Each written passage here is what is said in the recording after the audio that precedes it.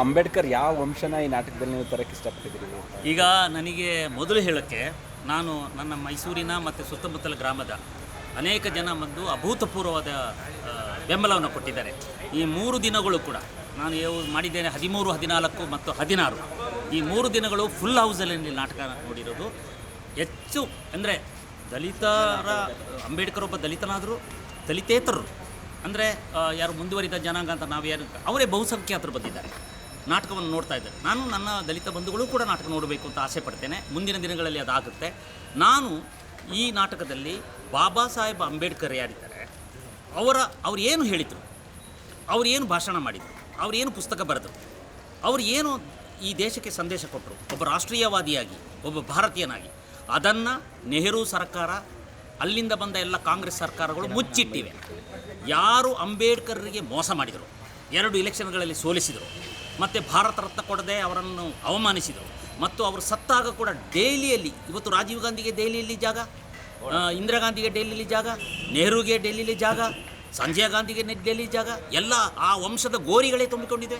ಅದೇ ಬಾಬಾ ಸಾಹೇಬರಂತ ಸಂವಿಧಾನ ಕೊಟ್ಟ ಶಿಲ್ಪಿ ಅಂತ ಹೇಳ್ತಾರಲ್ಲ, ಅವರಿಗೆ ಒಂದು ಜಾಗ ಕೊಡಲಿಲ್ಲ, ಅವಮಾನದ ಮೇಲೆ ಅವಮಾನ ಮಾಡಿದರು.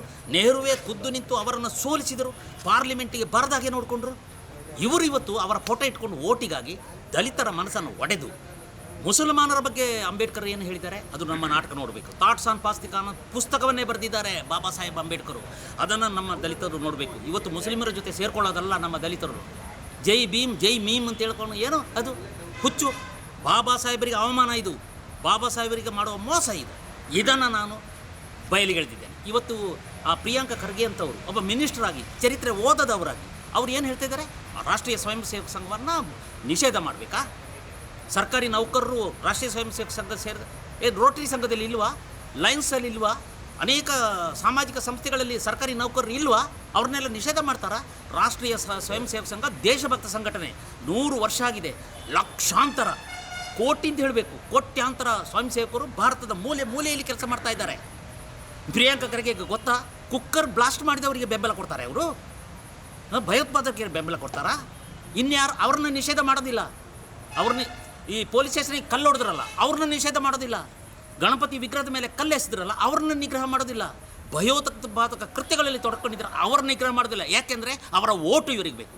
ನಾನ್ ಸೆನ್ಸ್. ಇದರ ವಿರುದ್ಧ ಈ ನಾಟಕ ಅಲ್ಲ, ಇದೊಂದು ಚಳುವಳಿ.